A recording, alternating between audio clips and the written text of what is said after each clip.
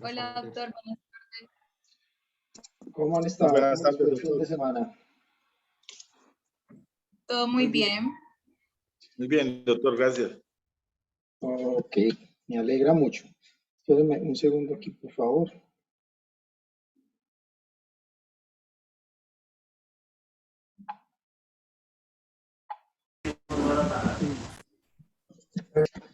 Bueno, vamos a empezar para respetar también el tiempo de los que llegan cumplidos a la clase. Entonces, vamos a iniciar. Habíamos quedado la vez pasada en la introducción del tema de procedimiento ordinario, ¿correcto? Sí, señor. Ok. Entonces yo les venía diciendo. Espérenme, les voy a compartir pantalla.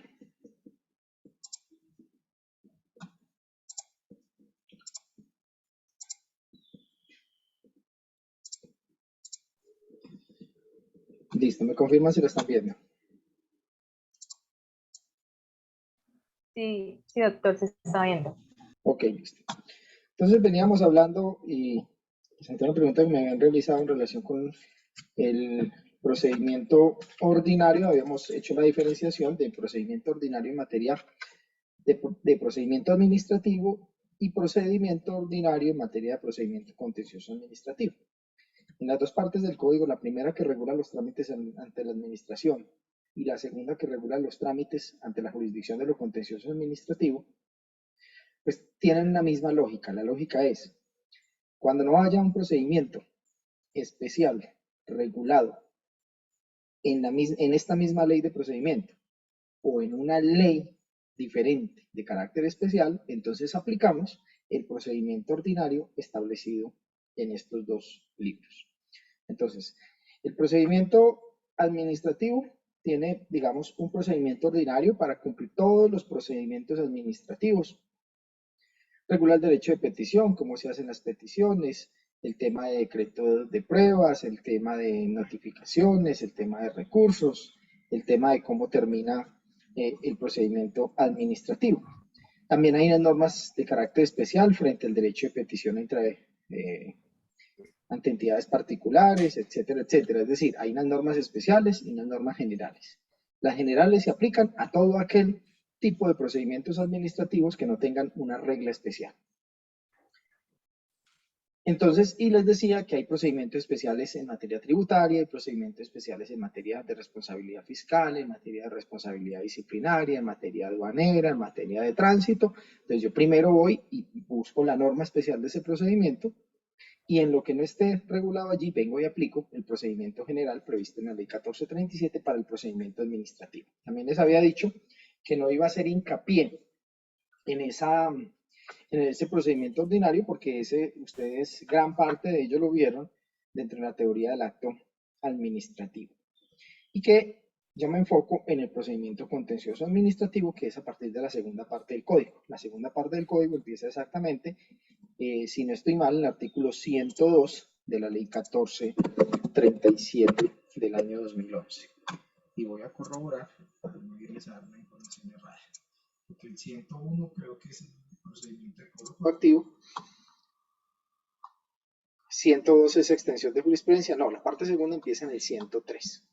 En el 103 hasta el 309, si no estoy mal que va el código, es el procedimiento contencioso administrativo. Ahora, dentro del, digamos, esta segunda parte que regula todo lo que tiene que ver con la jurisdicción de lo contencioso administrativo, pues no solamente se regula el procedimiento. Hay normas relacionadas con la conformación del Consejo de Estado, entonces ustedes en una primera parte encuentran cómo están las salas de lo contencioso, la competencia de la sala de consulta y servicio civil, el tema de conjueces, el tema hay también temas relacionados con impedimentos, con recusaciones, etcétera, etcétera. Posteriormente encontramos, digamos, unas reglas relacionadas con la competencia en contencioso administrativo. Bueno, la primerita parte, 103, 104 y 105, tiene que ver con el objeto de la jurisdicción, es decir, para qué está instituida esta jurisdicción qué litigios comprende esta jurisdicción y cuáles son las excepciones al conocimiento de esta jurisdicción. Eso es, digamos, sería lo primero. Luego vamos por allá al 149, después de que pasamos el tema de impedimentos, recusaciones, etcétera, etcétera, y los medios de control, que ya los vimos, que van desde el 137 al 148, que es el control por vía de excepción. Llegamos al 149 hasta el 157, si no estoy mal, que es todo el tema de competencias en la jurisdicción de lo contencioso administrativo. Entonces allí nos clasifica la competencia que se regula para el conocimiento de los procesos en la jurisdicción de lo contencioso administrativo. Desde las competencias establecidas para el Consejo de Estado en única instancia o en garantía de doble instancia, las competencias en los tribunales, tanto en única como en primera, como en segunda instancia, y los procesos que conocen los jueces administrativos, tanto en única como en primera instancia. Obviamente que como esta jurisdicción, y como ya lo veíamos, no tiene jueces municipales, pues los jueces contenciosos administrativos no tienen conocimiento de asuntos en segunda instancia. Y 156 y 157 nos traen las reglas territorial y las reglas para competencia por razón de la cuantía. A partir de allí, no recuerdo exactamente 158, 159 a qué se nos refieren. Ahí se me escapa. Voy a mirarlo acá para hacerles el enunciado completo.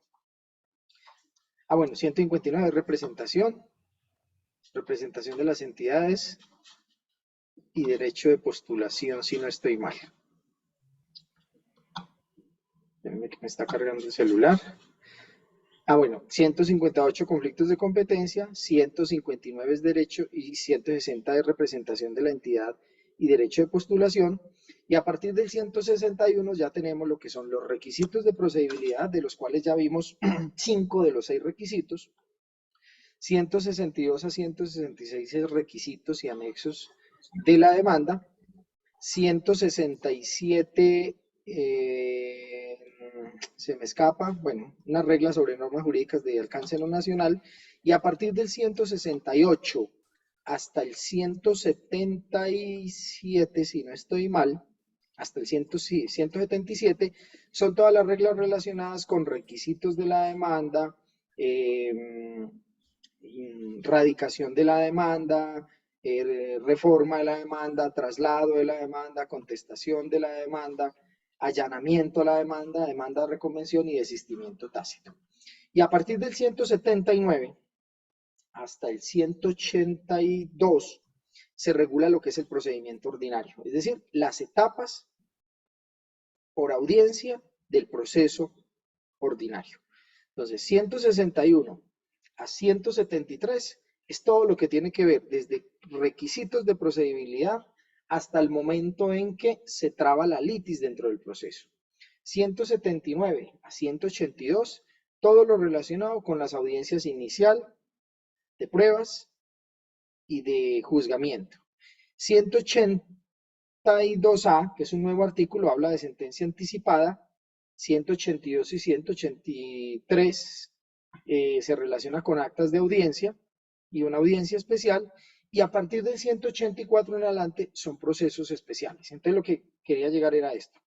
Tenemos una primera parte desde el 161 al 182, que prácticamente son todas las normas que regulan el procedimiento ordinario en la jurisdicción de lo contencioso, hasta 183. Y a partir del 184 hasta más o menos creo que es el 188, hasta el 185, 184, 185, son procesos de carácter especial que se regulan en la jurisdicción. Si ustedes ven estos artículos, 184, 184, 185 y 185A, que ya fue declarado inexequible, pues se regulaban, eran procedimientos especiales ante la jurisdicción. El procedimiento de control de legalidad de fallos con responsabilidad fiscal declarado inconstitucional, el trámite del control inmediato de legalidad, que ya lo habíamos visto, y el proceso especial para nulidad por inconstitucionalidad. A partir del 187 al 195 es todo el tema del contenido de la sentencia, cumplimiento de la sentencia, etcétera, etcétera. Sentencia y cumplimiento de la sentencia. ¿Qué debe contener una sentencia? ¿Cómo se cumple una sentencia? 196 hasta el 205, vamos a ver, 205 es todo el tema de notificaciones, 207 a 210 son incidentes y nulidades, 211 a 222, si no estoy mal, todo el tema de reglas especiales probatorias, 223 a 228, intervención de terceros, 229 a 238, todo el tema de medidas cautelares en la jurisdicción de lo contencioso administrativo, 230, hasta 241 en medidas cautelares, y 242 a 247 es todo el tema de recursos ordinarios en la jurisdicción. Ya 248 hasta el 260 y algo son los recursos, hasta 270 y algo, son los recursos extraordinarios, mecanismo eventual de revisión en la jurisdicción de lo contencioso administrativo. 275 en adelante es proceso electoral, creo que hasta el 291. Vamos a ver si no me equivoco.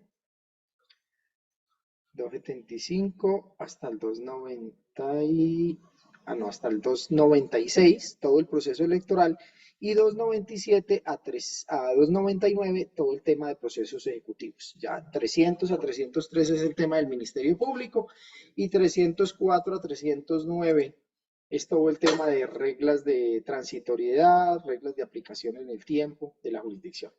Entonces, nosotros nos vamos a dedicar al procedimiento ordinario, artículo 162 a artículo 183. Eso es lo que vamos a ver en este acápite.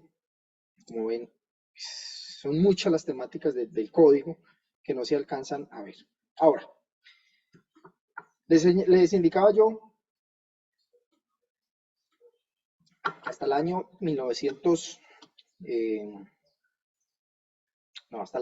2011, tuvimos un código que podríamos llamar anacrónico, porque pues estaba vigente desde el año 1984.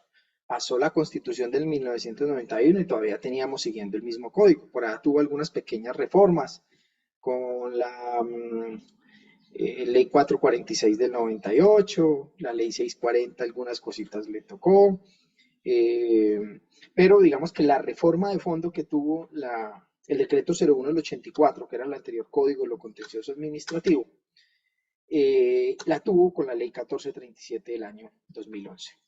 Ley 1437 que, digamos, dio un viraje grande en materia de procedimiento contencioso administrativo. Y es que el procedimiento contencioso administrativo regulado en el decreto 01 del 84 era netamente escritural. Lo único que se hacía, digamos, en audiencia o diligencia era o una recepción de testimonios o una inspección judicial. Pare de contar. Había la posibilidad de hacer alguna audiencia que convocara en su momento el juez, pero eran muy escasas esas audiencias que se hacían. Es decir, todo el proceso normalmente se cumplía por escrito. Entonces, llega este nuevo código, además de que trae un proceso que no lo debemos llamar oralidad, sino que es un proceso mixto por audiencias, entonces llamémoslo más bien proceso contencioso administrativo por audiencias, pues nos agiliza el trámite del proceso contencioso administrativo.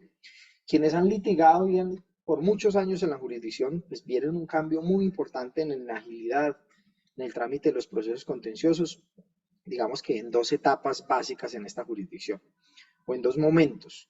Un momento cuando se crearon los jueces administrativos. ¿Recuerdan cuándo entraron a funcionar los jueces administrativos? Yo se los dije en el primer encuentro sincrónico. A ver quién se acuerda.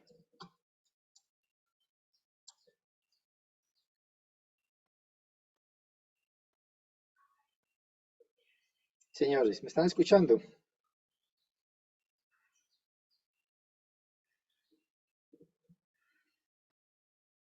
¿Me escuchan?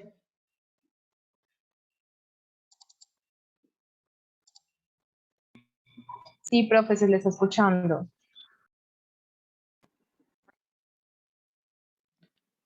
¿Me escuchan?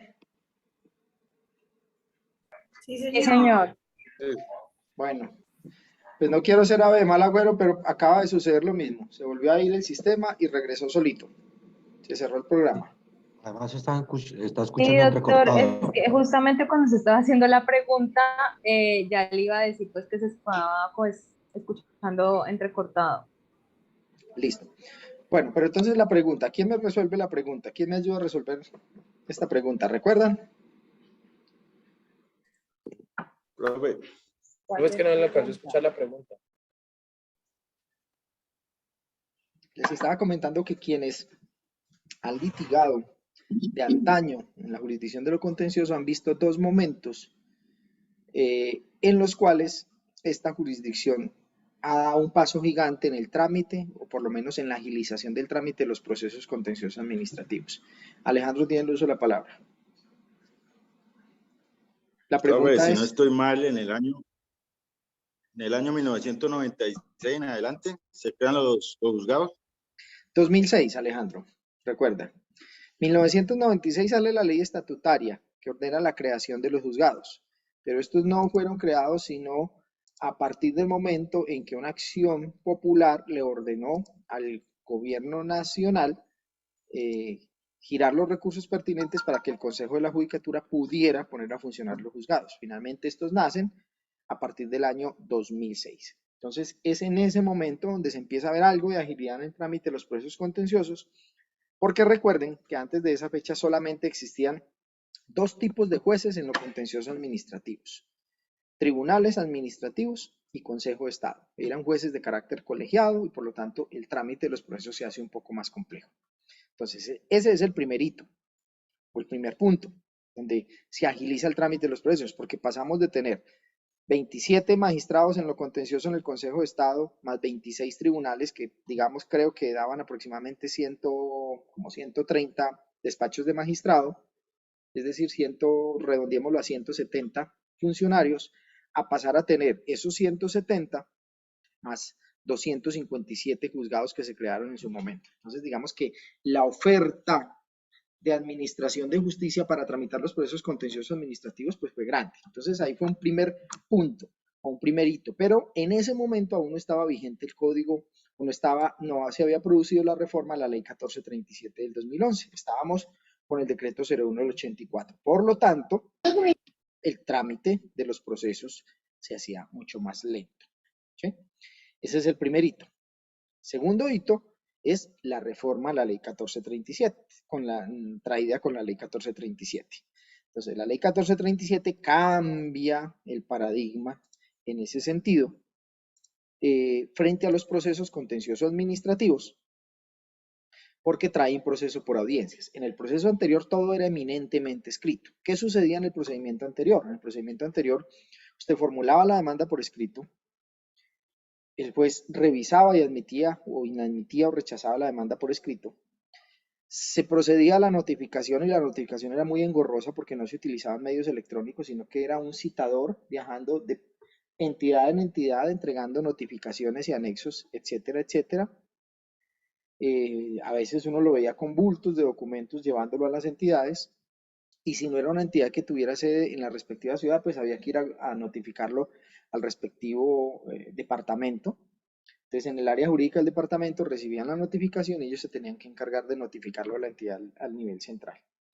Luego de eso corría lo que se llamaba la fijación en lista, que era el término para contestar la demanda, que eran solo 10 días, pero digamos que normalmente las fijaciones en lista se demoraban mucho. Entre el momento en que notificaban y fijaban en lista un proceso, podían pasar 2, 3, 4, 5, 6 meses para fijar en lista. Entonces, resultaba fijado en un avisito que se llamaba lista, y esa notificación en lista duraba 10 días y digamos que ese era el término máximo para presentar contestación de la demanda. Luego de presentada la contestación, pues se miraba si habían llamamientos en garantía dentro del proceso. No existía el trámite de excepciones previas dentro de lo contencioso. En ese momento, todo lo que fuera una excepción se decidía en sentencia. Entonces, eso también, digamos, torpedeaba mucho el proceso, porque si alguien proponía una excepción de caducidad, una excepción de ineptitud de demanda, el juez no se podía pronunciar. Lo que tenía que hacer el juez era ir hasta el final del proceso, y cuando dictaba la sentencia, en muchos casos decía, mire, aquí hubo caducidad, o en muchas ocasiones decía, mire, aquí hay una sentencia inhibitoria, yo no puedo decidir porque hay una ineptitud de demanda, porque se demandó el acto administrativo que no era, o no se demandó el acto adecuado, o se escogió una acción inadecuada. Digamos que esa era toda la problemática. Aquí pululaban, digamos, existían muchos fallos o sentencias inhibitorias al interior de lo contencioso administrativo, es decir, sentencias en las cuales el juez no resolvía nada, no resolvía de fondo por puros impedimentos y situaciones de carácter procesal. Entonces, cuando llega la ley 1437, bueno, listo, y entonces no habían excepciones, entonces se vinculaba a tercero, y si se vinculaba a un tercero, vuelve y juega la notificación, había que hacerla personal, y entre eso se iba mucho tiempo. Posteriormente, entonces los procesos llegaban al estado de pasar a despacho para decreto de pruebas, entonces el juez se demoraba un tiempo, o se demoraban un tiempo en hacerle la providencia de decreto de pruebas, dictaban la providencia, se notificaba por estado. Luego de esa providencia, normalmente lo que se ordenaba era librar una cantidad de oficios, entonces el secretario o el escribiente a escribir los oficios, en eso pasaba también muchas veces un gran tiempo. Posterior a ello, el mismo despacho enviaba los oficios. Por ahí a los 2 meses o 3 meses miraban a ver qué pruebas habían contestado. Cuando no habían contestado unas pruebas, entonces vuelva y pase a despacho para requerir, para ordenar requerir, el escribiente otra vez a oficiar, vuelva y envíe el oficio, vuelva y espere. Y así, digamos, entre el momento en que se decretaban las pruebas y ya estaba listo para pasar el proceso de alegatos, podrían transcurrir desde 4 y 5 meses hasta 2, 3, 5, 7, 8 años para la práctica de pruebas. Y si era una prueba pericial, pues el proceso muchas veces, digamos, dormía en el tiempo. Yo alguna vez, cuando yo llegué a Pereira como juez, encontré un proceso que tenía pendiente la práctica de una prueba pericial decretada en el año 2001, y yo llegué en el año 2011 y no se había podido practicar la prueba. Ya 10 años esperando la práctica de una prueba pericial.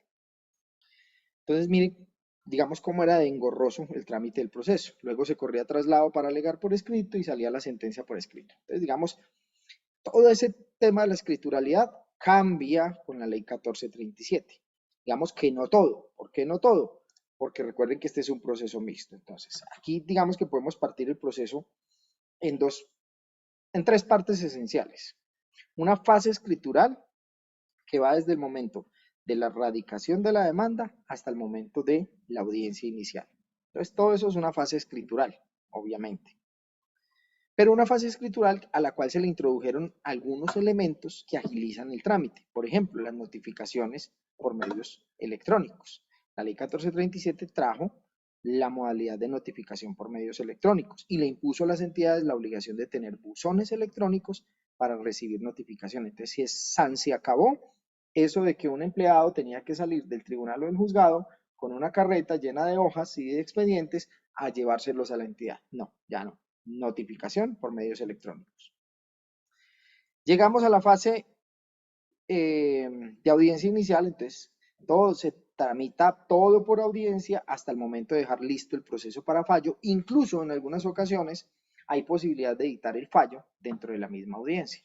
Entonces, ya de ahí todo oral. Y una tercera fase, digamos, es la segunda instancia, o cuando se dicta la sentencia por escrito. Entonces, a partir de los alegatos por escrito, sentencia por escrito y trámite de apelación por escrito que admitía la posibilidad de una audiencia inicial. Entonces, cambia radicalmente el trámite del proceso contencioso, de un eminentemente escritural a un proceso por audiencias, con introducción de normas que regulaban aspectos especiales que antes no estaban regulados. Por ejemplo, el tema de excepciones que yo les decía, ya aquí entonces se podían proponer excepciones. Habían unas excepciones denominadas previas, unas excepciones denominadas mixtas, así por la doctrina como mixtas y unas excepciones de fondo. Todo el tema de una regulación en materia de pruebas, que antes teníamos una regulación muy incipiente en materia de pruebas. Tenemos una regulación relacionada con el deber de adecuación del proceso por parte del juez. Toda una modificación en el término de cumplimiento de sentencias, también toda una revolución en el tema de notificaciones, porque también se introducen los medios electrónicos para notificaciones, y digamos que una fase muy importante que era el tema de la fijación, o que es el tema de la fijación en litigio. Todo ello además de unas reglas especiales en materia de la demanda, requisitos de la demanda y en materia de competencia. Esa es toda la reforma que introduce la ley 1437 y que hoy en día algunas de esas normas ya están modificadas por la ley 2080 del año 2021. Entonces, tal como está en la diapositiva, ustedes están viendo la diapositiva, ¿cierto?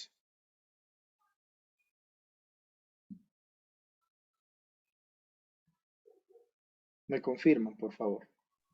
Sí, doctor. Sí, sí, lo estamos viendo. Pero sí, señor. Listo. Entonces, se adopta a partir de ese momento el denominado proceso por audiencias, que era un mandato ya desde la misma ley estatutaria de administración de justicia, de involucrar la oralidad en los procesos judiciales, no solo en contencioso. Por eso es que nosotros vemos toda una, digamos, una avalancha de procesos y procedimientos orales y utilización de tecnologías, pues a partir del año 1996 en adelante. Entonces, por allá vemos, creo que la ley 712, que reforma el tema del procedimiento laboral. Tenemos la ley 1437-2011, tenemos procedimientos orales en materia disciplinaria, tenemos el Código General del Proceso, la ley 1564 del año 2012. Entonces, lo principal es, las principales decisiones o las más importantes decisiones dentro de un proceso se adoptan en audiencia. Sin embargo, coexiste una fase escritural y posibilidad de convertir el proceso escritural en algunos procesos o en algunos trámites que no requieren esa fase neta de oralidad.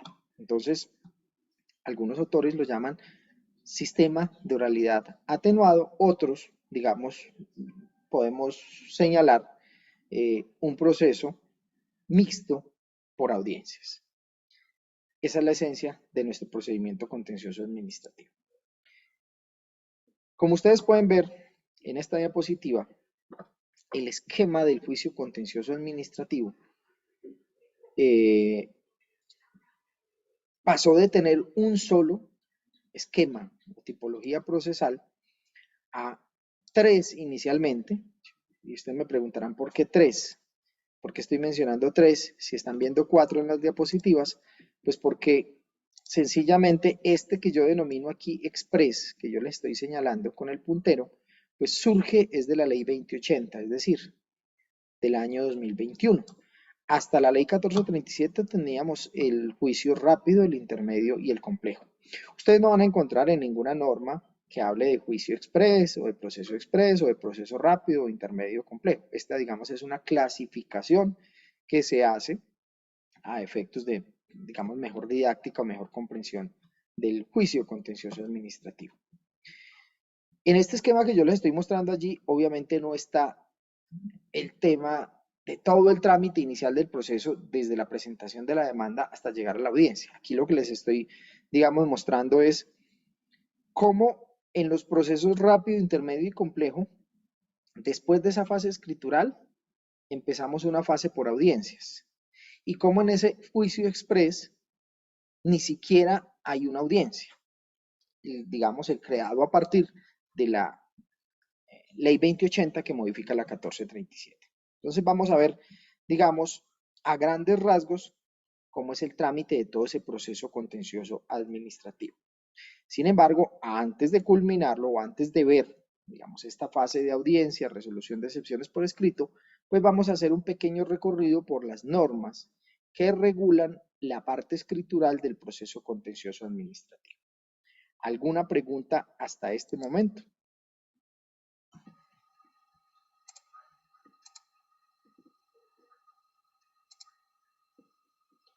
¿Ninguna?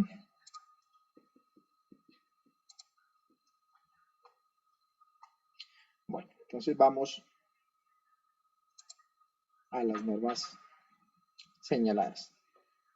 Para estos efectos yo no tengo diapositivas, yo simplemente me baso en lo que dice la ley. Entonces los que quieran seguirme en lo que estoy hablando, en lo que estoy enunciando, voy a dejarles ahí la diapositiva del esquema de juicio o el esquema procesal contencioso administrativo, pero yo voy a estarles hablando, dirigiéndome a ustedes en relación con el contenido de la ley. Entonces, para los que quieran, les voy a dar un minutico o para que tomen el código si lo tienen físico o para que lo busquen en internet, la ley 1437 del año 2011 a partir del artículo 161.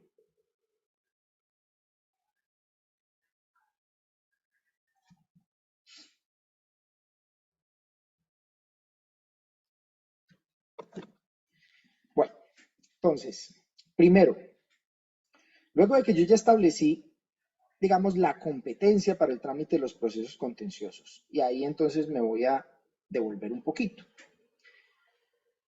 No voy a hablar a fondo de la competencia ni de las reglas de competencia porque digamos que eso tiene muchos bemoles.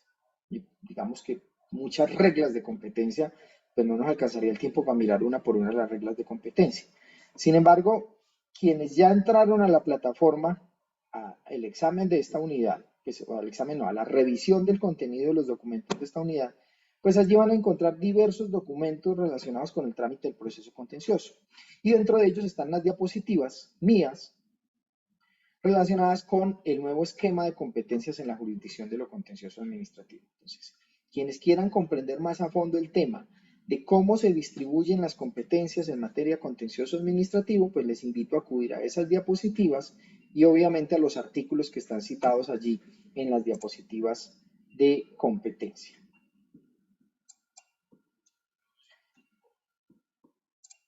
Bueno, Álvaro me escribió aquí hace 2 minuticos. No, señor, ¿qué sería? Álvaro Londoño. No, que no habían preguntas. Ah, bueno, ok, gracias. Que como les digo, yo no puedo ver el chat porque si tengo la pantalla compartida plena, él no me muestra, no me anuncia cuando hay un chat, cuando hay un mensaje. Bueno, muchas gracias. Entonces, en materia de competencias, ¿yo qué les puedo decir? Básicamente es del artículo 149, pasando por el 149A que fue introducido con la ley 2080, 150, 51, 52 hasta el 155 son las reglas de competencia en la jurisdicción de lo contencioso. Ustedes aquí no van a encontrar una regla de competencia por el factor objetivo exclusivamente, ni por el factor objetivo, ni por el factor de conexidad, sino que ustedes aquí van a encontrar una mixtura de esas reglas de competencia dentro de estos artículos. Alguna vez cuando estábamos haciendo el anteproyecto de reforma, pues nos invitaban a que dentro de las reglas de competencia separáramos estas reglas de acuerdo con los diversos factores de competencia. Tampoco van a encontrar una que se denomine regla de competencia por el factor funcional. No la van a encontrar. Entonces, ¿qué encontramos aquí? Encontramos 149, 149A y 150 son las reglas de competencia de conocimiento del Consejo de Estado. El Consejo de Estado conoce en qué instancias. El Consejo de Estado conoce únicamente en 2 tipos de instancias. ¿Sí? La primera es en única instancia, que era la que había hasta antes de la ley 2080. Es decir, perdón, 3 tipos de instancias, excúsenme. Entonces, la primera es la de única instancia, que era una de las 2 que existían hasta antes de la ley 2080. Entonces, esas reglas del 149 nos decían qué asuntos le corresponden al Consejo de Estado en única instancia, como por decir, la nulidad de los actos administrativos de carácter general expedidos por entidades del orden nacional, que es, digamos, una corporación autónoma que es una entidad del orden nacional. Si el presidente, si el ministro, si el director del SENA expiden un acto administrativo general sobre el que procede nulidad simple, entonces ese proceso lo conoce el Consejo de Estado por ser expedido por una autoridad del orden nacional. Entonces miremos cómo allí lo que prima es quién expide el acto administrativo. ¿Sí? También trae competencias relacionadas con el tema del proceso electoral, que es dependiendo del tipo de autoridad al que se le esté impugnando su acto de elección. Por ejemplo, hoy en día está muy en boga el proceso de nulidad contra el acto de elección del Registrador Nacional del Estado Civil, y creo que acabó de salir una demanda de nulidad electoral contra el acto de elección del ministro de Defensa. Entonces, en esos casos, la competencia se determina ya no por quien expide el acto, sino por quien es nombrado o quien es elegido. Pues si yo voy a demandar la nulidad electoral del presidente y vicepresidente, la demando ante el Consejo de Estado. Si la voy a demandar en relación con, digamos, un director de un organismo de carácter nacional o un acto a través del cual el Congreso elige a un magistrado de la Comisión Nacional de Disciplina Judicial, entonces ahí ya no tengo en cuenta quién expide el acto, sino quién es el nombrado o quién es el elegido, ¿sí? Y así, digamos, trae varias reglas de conocimiento que obviamente hay que sentarse uno a revisarlas una por una para ir entendiéndolas. Y la otra competencia de la cual conocía el Consejo de Estado antes de la reforma de la Ley 2080 eran los procesos de segunda instancia, es decir, las apelaciones de las decisiones proferidas por los tribunales. Era la otra competencia ordinaria del Consejo de Estado. ¿Por qué me refiero a ordinaria?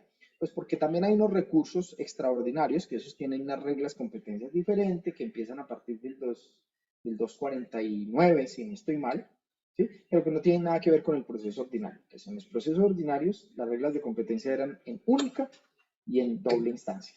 Pero con la ley 2080 se crean unas competencias con garantía de doble instancia. Yo lo llamo garantía de doble instancia, yo no lo llamo garantía de doble conformidad. Sin embargo, el legislador lo llama así.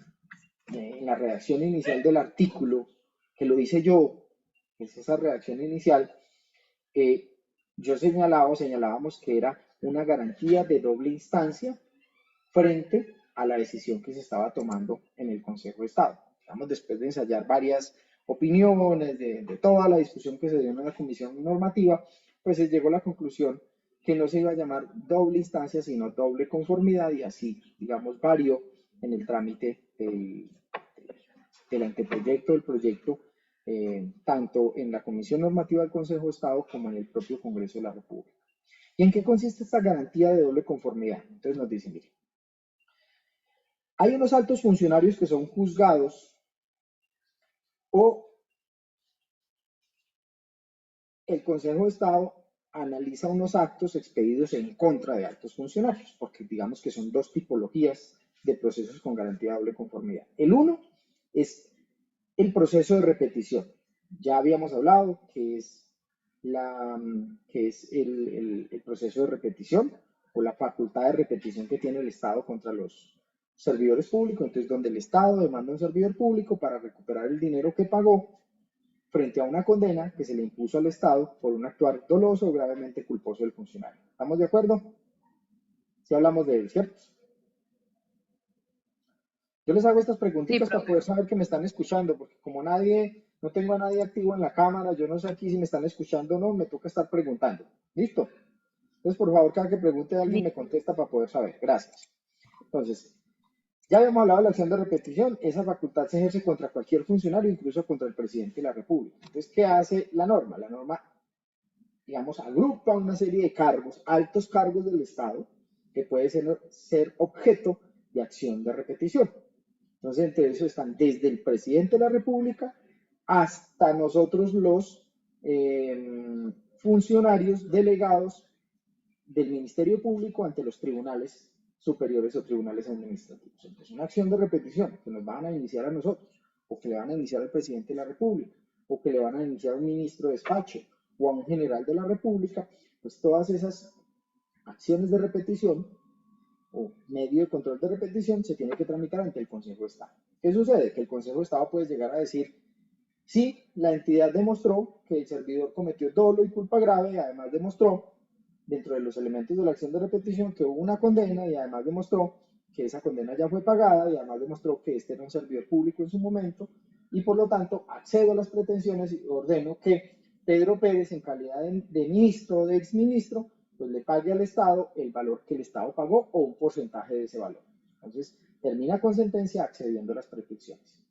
Entonces, ¿qué dice esta norma? Esta norma dice, esos procesos normalmente, ¿sí?, son procesos de única instancia.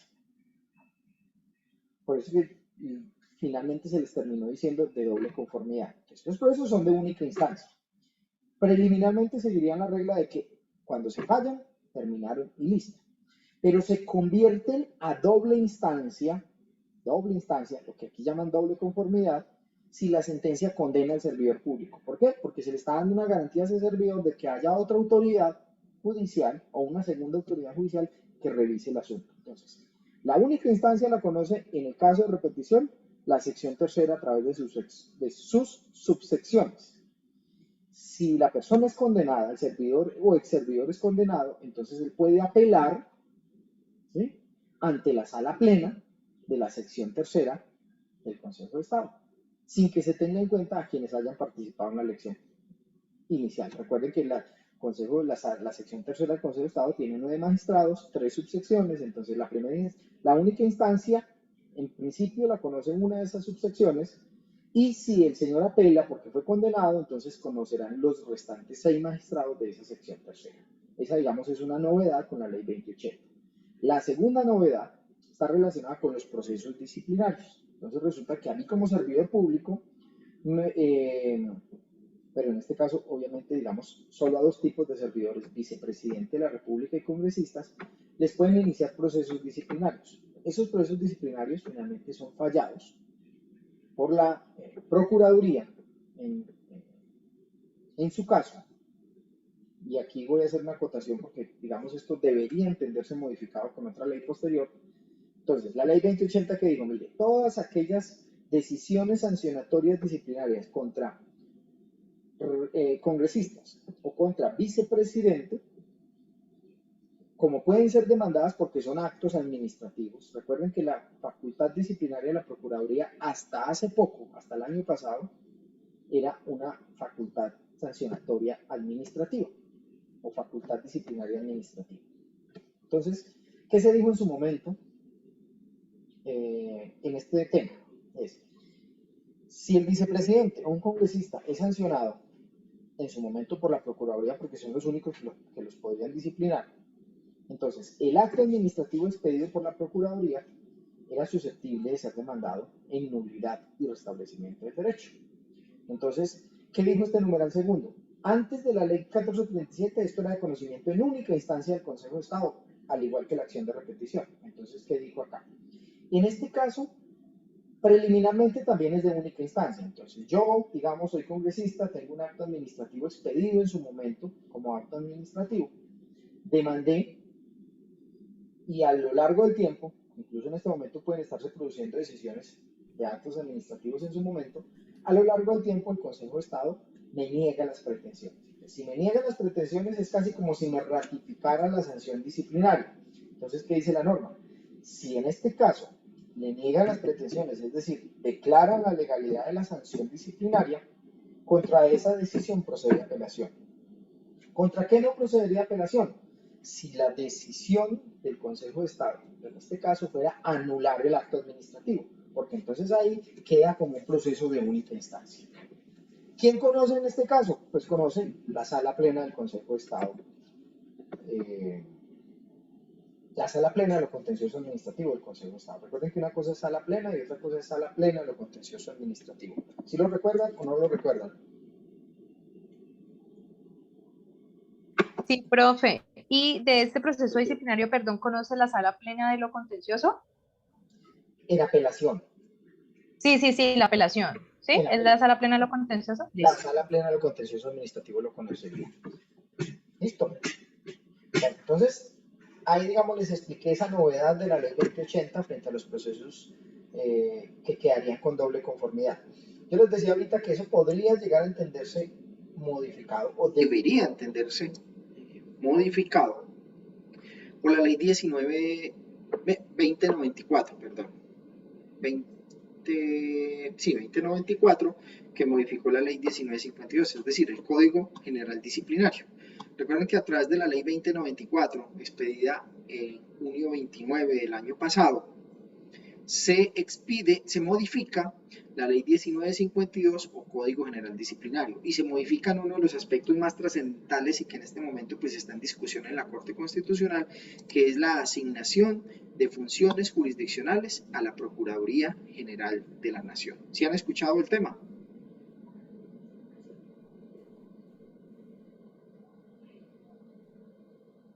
¿Sí o no?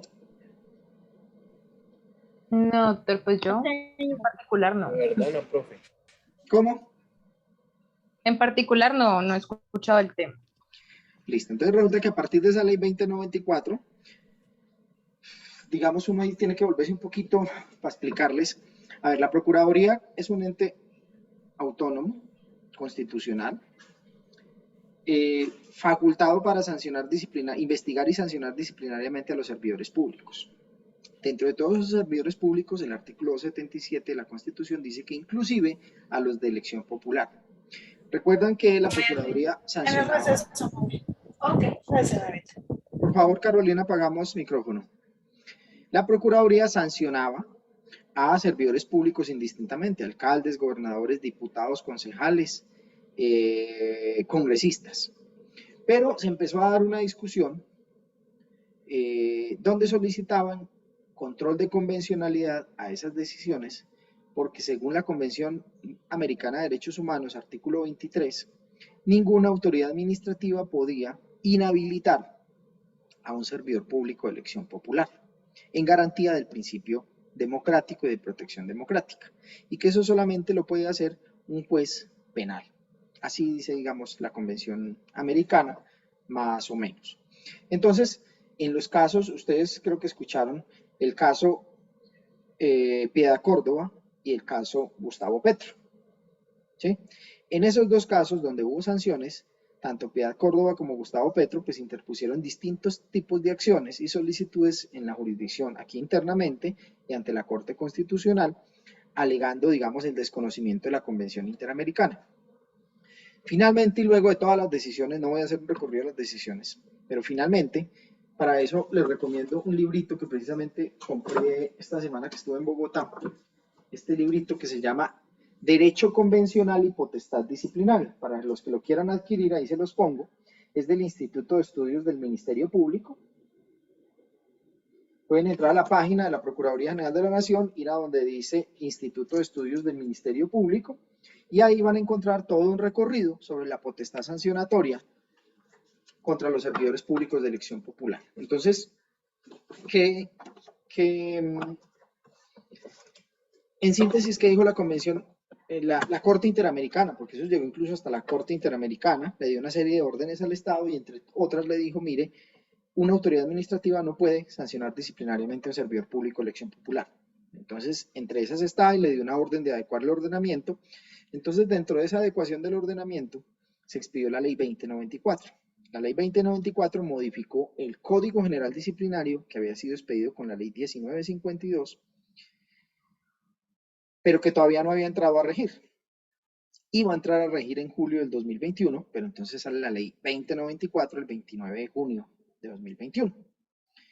Y esa ley lo que dice es, digamos, para tratar de adecuarse al ordenamiento convencional, es decir, a la Convención Americana de Derechos Humanos, pues dice, el Congreso de la República le atribuye potestad o función disciplinaria a la Procuraduría General de la Nación. Entonces, digamos que con eso se pretende adecuar el ordenamiento para decir que quien está imponiendo una sanción es una autoridad jurisdiccional y no una autoridad administrativa.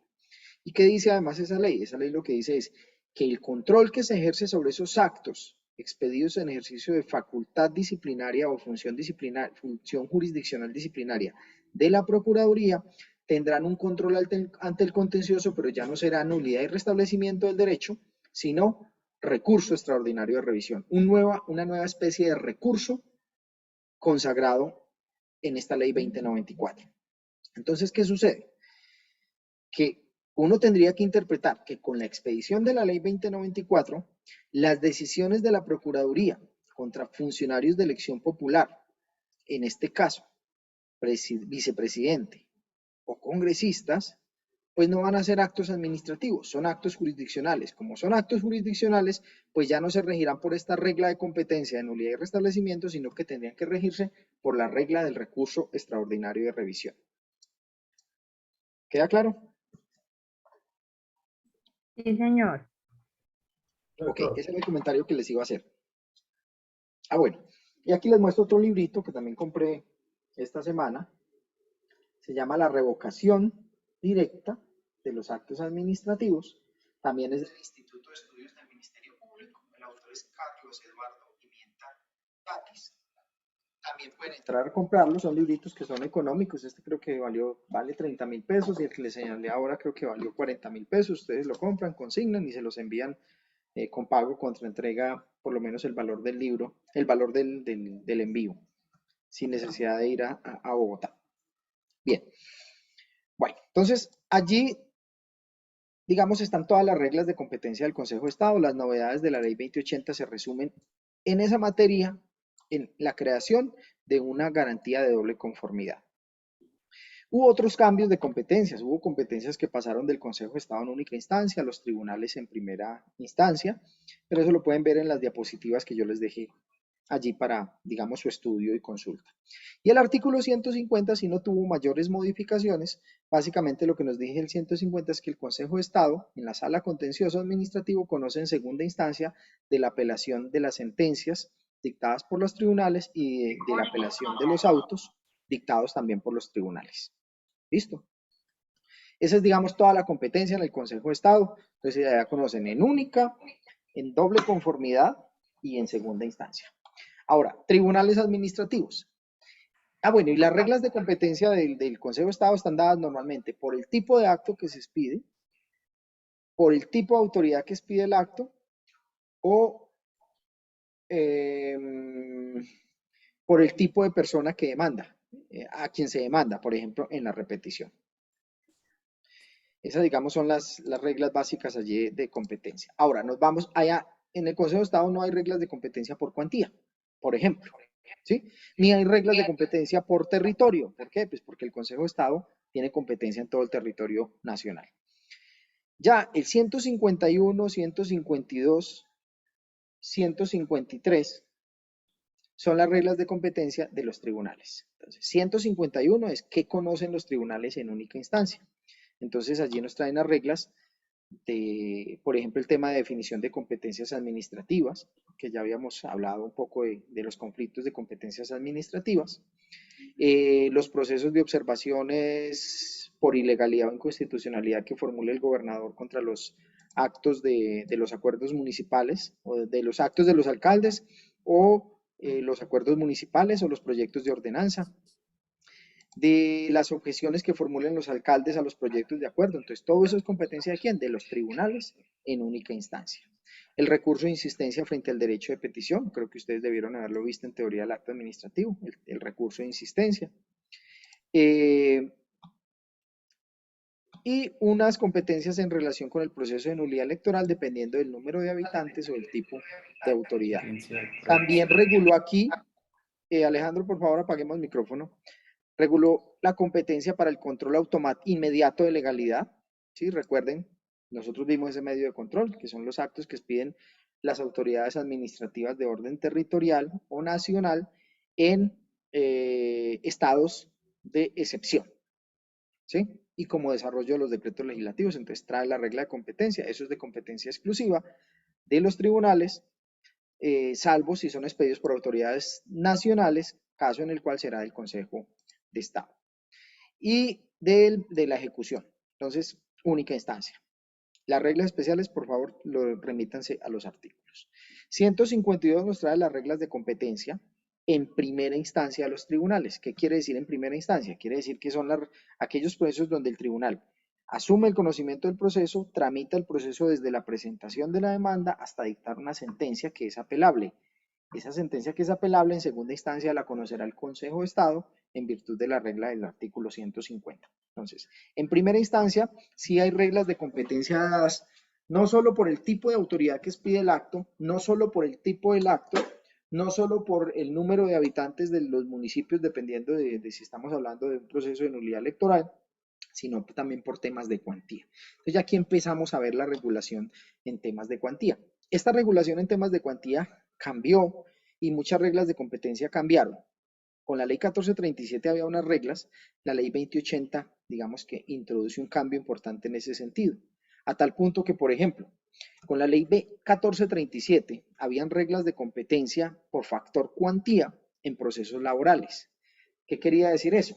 Que si un proceso laboral, la estimación de su cuantía, conforme las reglas que trae el 157, daba menos de 50 salarios mínimos, entonces la competencia en primera instancia era del juez administrativo y en segunda instancia del tribunal. Pero si esa competencia, esa cuantía superaba los 50, entonces ya la competencia en primera instancia era del tribunal y en segunda del Consejo de Estado. ¿Eso en qué repercutió?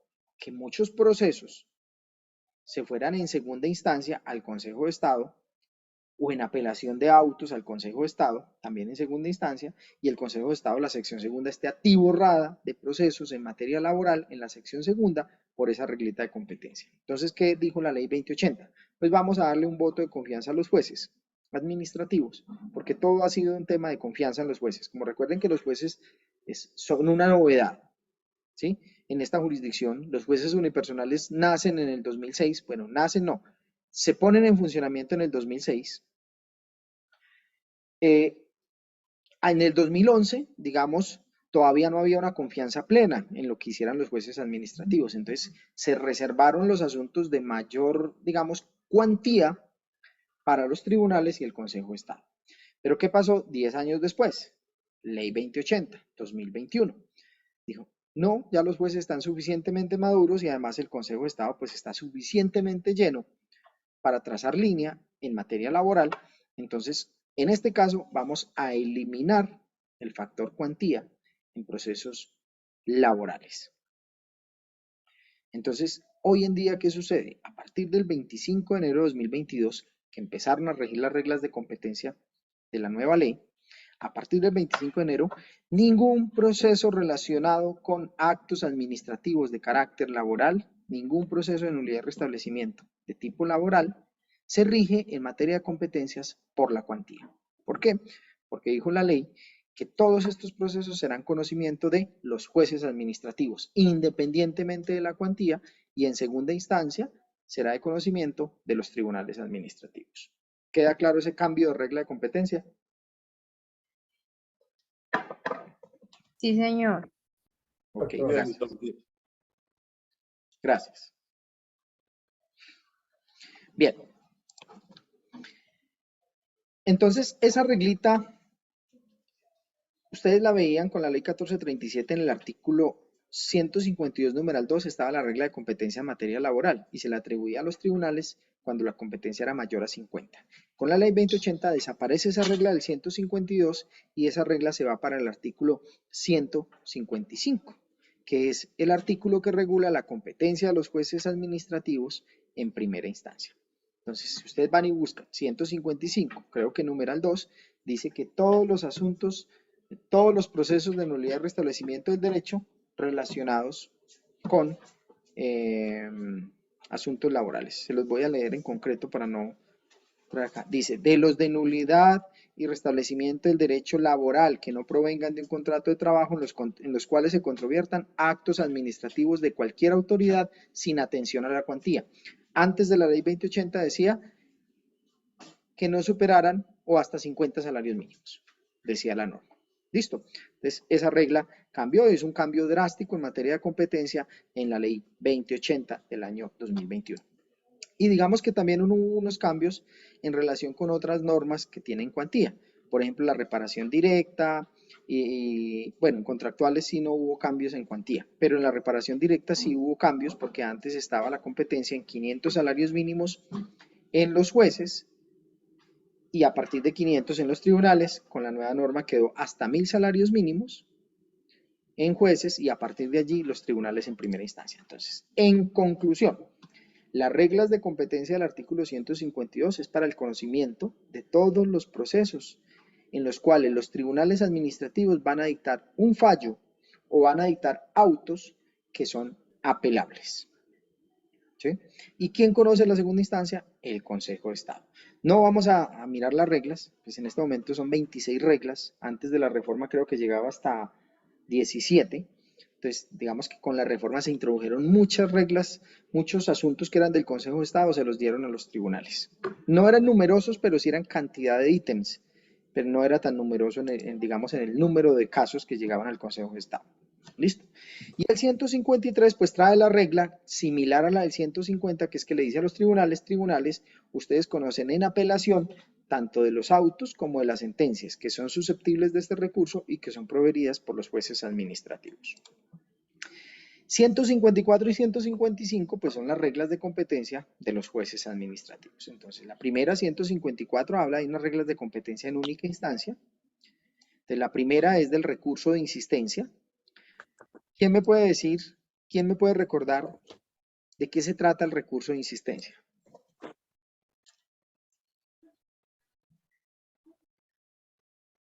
No todos al tiempo, por favor. Señores. ¿Ninguno?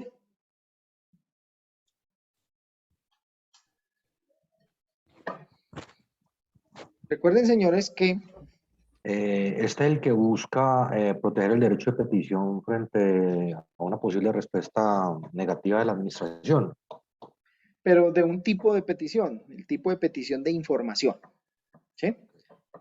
Entonces, lo que pretende proteger es que cuando alguien pide una información o pide copia de un documento y la administración le dice que esa información o ese documento tiene carácter reservado y que por lo tanto no le suministra ni la información ni la copia del documento, entonces hay una posibilidad de formular algo que se llama recurso de insistencia. Ese recurso antes estaba regulado creo que en la ley 57 de 1885, pero pues hoy en día está regulado en la ley 1437 del año 2011. En esta ley van a encontrar ustedes el recurso de insistencia y entonces la competencia, según estas reglas, que es lo que estamos viendo en este momento, la competencia radica en las autoridades judiciales. Entonces, esperen que lo voy a buscar aquí para mencionarles la norma de procedimiento que lo contiene.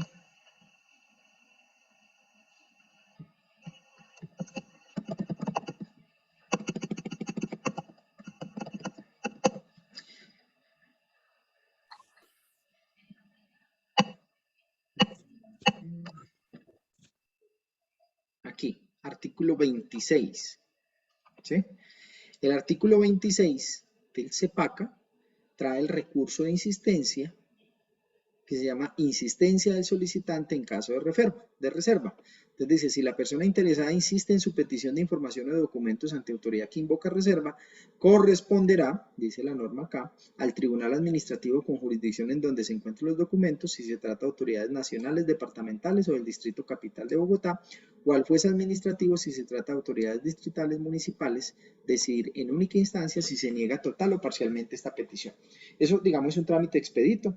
Entonces, simplemente la persona le dice al funcionario que le negó y le dice, mire señor, yo insisto y solicito que por favor me expida los documentos, me dé la información y en este caso solicito que envíe el asunto al tribunal o al juez según corresponda para que el juez determine y resuelva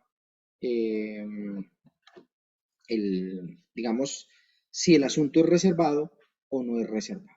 ¿Sí? Ahora, la Corte Constitucional aquí en este caso declaró condicionalmente el artículo. Dice acá.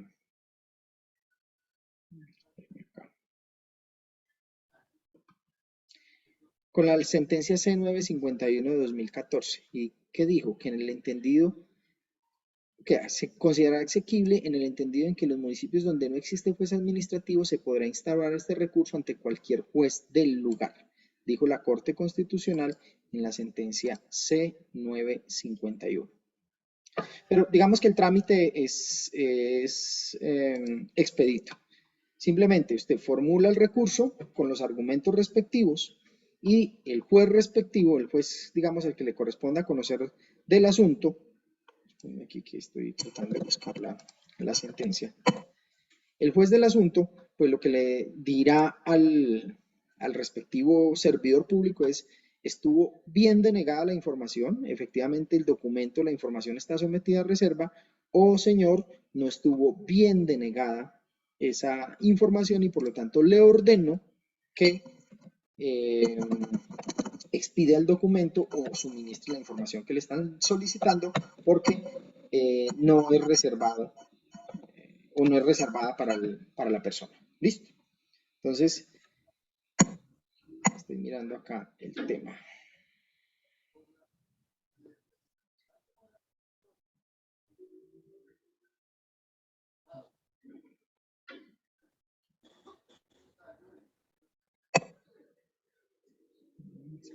Aquí estoy tratando de avanzar en la sentencia para leerles la parte respectiva.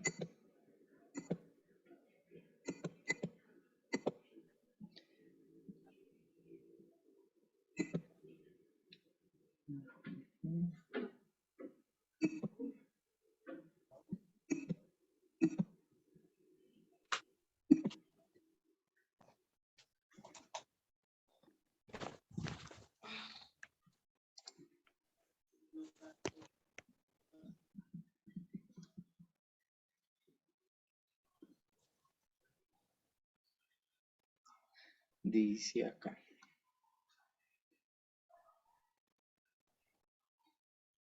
Entonces dice la norma. De otra parte, había cuenta que no todos los 1.104 municipios del país existen juzgados administrativos. Para una gran cantidad de personas el recurso de insistencia sería nugatorio y con él la posibilidad de oponerse a la negativa de acceso a información y documentos por razón de reserva invocada por la autoridad. Por tal razón, la Corte considera que en el evento en que en el municipio no exista juez administrativo, la competencia para resolver acerca del recurso de insistencia previsto en el artículo 26 en estudio debe corresponder a cualquier juez del municipio, sede de la autoridad que aplicó la reserva para negar la petición de información o documento cobijado por la misma. Esto con el fin de garantizar que todas las personas tengan la oportunidad de interponer el recurso de insistencia contra la negativa a su petición por razones de reserva y de que sea resuelto por una autoridad judicial independiente acorde con los parámetros constitucionales y los estándares internacionales que buscan la garantía efectiva del derecho de petición y acceso a la información y documentos públicos. En esa dirección, estima que la exigibilidad de la norma debe ser declarada de manera condicionada para asegurar la resolución efectiva y oportuna de este recurso. Digamos que en ese sentido, pues uno critica, podría criticar el contenido de la decisión de la Corte, bajo el entendido de que si fuese así, entonces cualquier asunto que corresponda a un juez administrativo, cualquier asunto que corresponda a un juez de circuito, donde no hayan jueces de circuito, pues estaríamos también, digamos, o deberíamos considerar que se está negando el acceso a la administración de justicia a los ciudadanos. Para mí hay unas reglas de competencia y organización de la jurisdicción que digamos, permiten organizar a esta y determinar cuáles son las autoridades competentes para conocer de un asunto. Máxime que la jurisdicción instaurada para juzgar los actos de la administración, en términos generales, cuando estamos hablando de ejercicio de función administrativa, pues es la jurisdicción de lo contencioso administrativo. Y ello no obsta para que una persona pueda formular el respectivo recurso ante la autoridad.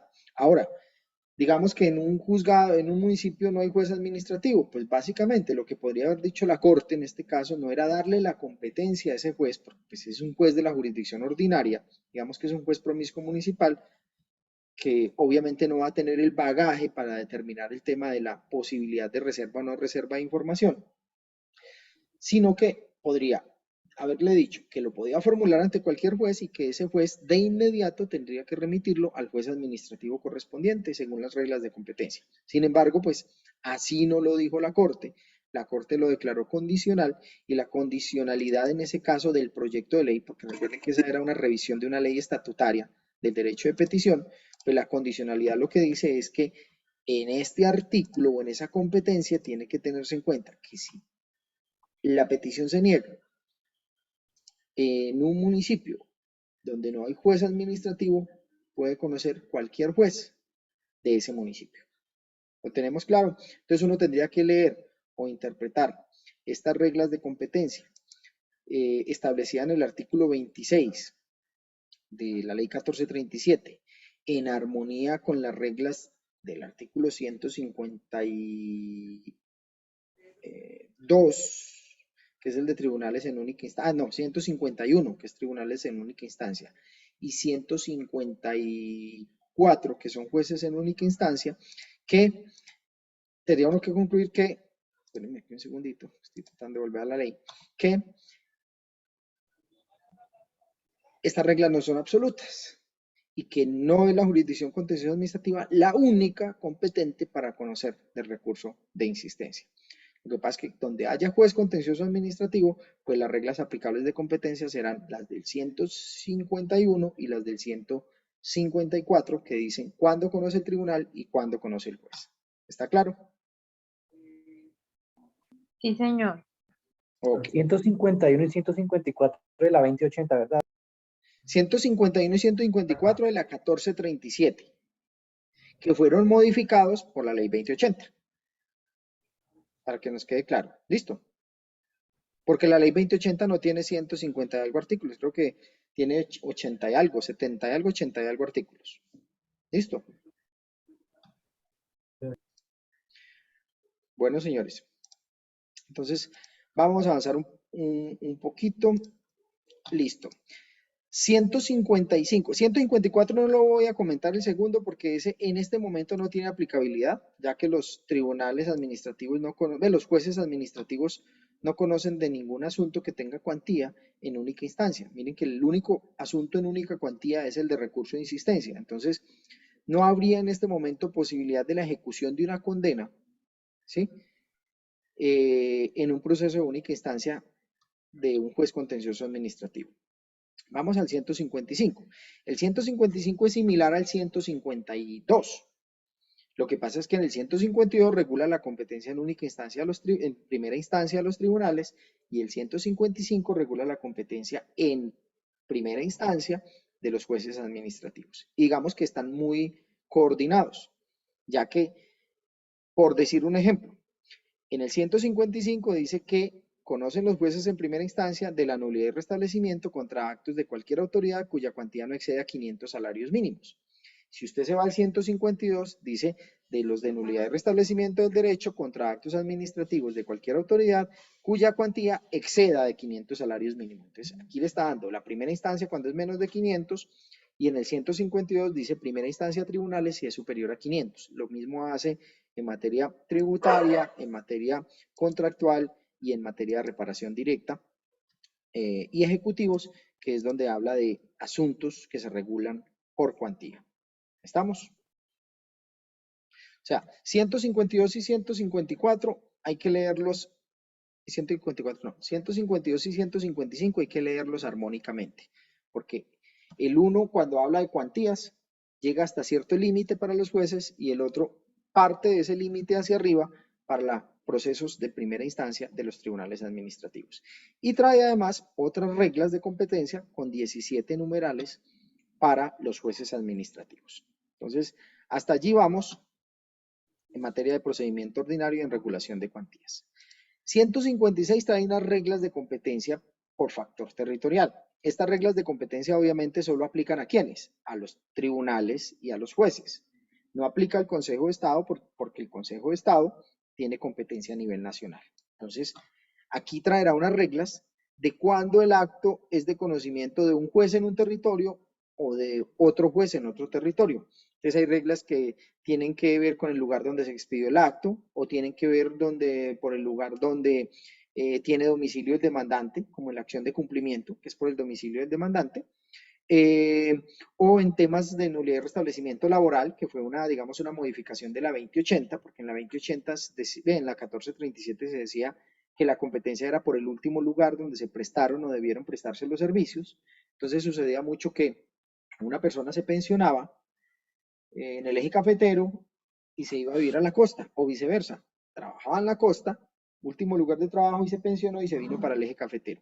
Cualquier demanda que fuese a formular esa persona en materia pensional, tendría que ir hasta la costa porque fue el último lugar de prestación de servicios. Entonces, digamos que esta reforma fue muy importante en el 156 porque lo que dijo es, en materia de nulidad de restablecimiento de carácter laboral se determinará por el último lugar donde se prestaron o debieron prestarse los servicios. Pero añadió, esto es lo nuevo, cuando se trate de derechos pensionales se determina por el domicilio del demandante siempre y cuando la entidad tenga sede en dicho lugar. Entonces, miren cómo se acerca la jurisdicción al ciudadano, que fue uno de las finalidades de la reforma de la ley 2080 a la ley 1437. En materia contractual, por el lugar donde se ejecutó o debió ejecutarse el contrato, en temas agrarios y relacionados con inmuebles, por el lugar donde esté ubicado el inmueble, en reparación directa, por el lugar donde ocurrieron los hechos, pero, ojo, aquí también se agrega una regla especial, y la regla especial es que si alguno de los demandantes fue víctima de desplazamiento forzado, entonces se le da la posibilidad de que éste pueda demandar en su actual domicilio, ¿sí? O en la sede principal de la entidad demandada a elección de la parte actora. Entonces, yo soy víctima de desplazamiento forzado, digamos una situación calamitosa de nuestro estado. Voy a demandar en reparación directa por cualquier circunstancia. Entonces yo puedo demandar o en el lugar donde ocurrieron los hechos, primera, o puedo demandar en mi actual domicilio, siempre y cuando obviamente acredite mi condición de desplazamiento forzado. O también puedo demandar en la sede principal de la entidad demandada. Tengo tres posibilidades de demandar. ¿Quién va a conocer del asunto? Pues el juez donde se radicó la demanda. El que escoge ahí es el demandante. Y así trae otras reglas de competencia por factor territorial. Entonces, dependiendo de cada tipo de asunto, trae una regla de competencia por el factor territorial. Bien. Competencia por razón de la cuantía, que es el artículo 157. Obviamente esta aplica solo para aquellos asuntos donde el factor cuantía es preponderante para determinar la competencia. Entonces recuerden, con la ley 1437 el factor cuantía era decisivo para temas de nulidad y restablecimiento laboral. Hoy en día ya no. Entonces uno diría que hoy en día para presentar una demanda contenciosa ya no requiero ni siquiera estimar la cuantía, porque la estimación de la cuantía, el fin es determinar el juez competente. Como ya hoy en día yo no determino el juez competente por el valor de mis pretensiones, entonces no habría necesidad de estimar razonadamente la cuantía. Esa es una primera conclusión. Lo segundo es, en aquellos casos donde sí haya que, digamos, determinar la competencia por razón de la cuantía, como en reparación directa, como en actos sancionatorios, como en temas de nulidad y restablecimiento diferentes a temas laborales, como en temas tributarios, como en temas contractuales, como en temas en procesos ejecutivos, que se requiere saber qué cuantía tienen las pretensiones para poder determinar el juez competente conforme las reglas del 152 y 155, entonces ahí sí tengo que, dentro de la demanda, estimar la cuantía conforme las reglas que me trae este artículo. Ojo, porque es que muchas veces dicen, yo estimo la cuantía en un monto superior a 500 salarios mínimos. Entonces lo primero que le va a decir el juez, o lo que le va a decir el procurador cuando analice la solicitud de conciliación es, señor, ¿por qué estima usted la cuantía en 500 salarios mínimos? Dígamelo por qué, porque usted tiene que estimar la cuantía conforme las reglas que le trae la ley. ¿Cuáles son las reglas? Artículo 157. Entonces el 157 trae unas reglas que dice que usted tiene que estimar la cuantía, si es de perjuicios o indemnizaciones, todo lo que se haya causado hasta el momento de la presentación de la demanda. Usted no puede incluir, para efectos de tasar la cuantía, el lucro cesante futuro, por ejemplo, o el daño emergente futuro, por ejemplo. Tiene que calcularlo hasta el momento de la presentación de la demanda. ¿Sí? También otra reglita que le dice este artículo es, mire, si usted va a pedir perjuicios materiales, como daño emergente o lucro cesante, y va a pedir perjuicios inmateriales, como el daño a la salud, el daño al goodwill, perjuicios morales, entonces si usted va a pedir los dos, dentro de la estimación de la cuantía solamente estímela por los primeros, es decir, por los materiales, no incluya los morales. Solamente podrá incluir los morales, no, los inmateriales. Solo incluya los inmateriales para estimar la cuantía cuando usted no va a pedir materiales. ¿Queda clara esa regla? o requiere alguna explicación adicional. Si alguien no la tiene No, clara, profe, por favor, me lo puede volver a repetir ese último pedacito, es que estaba tomando nota.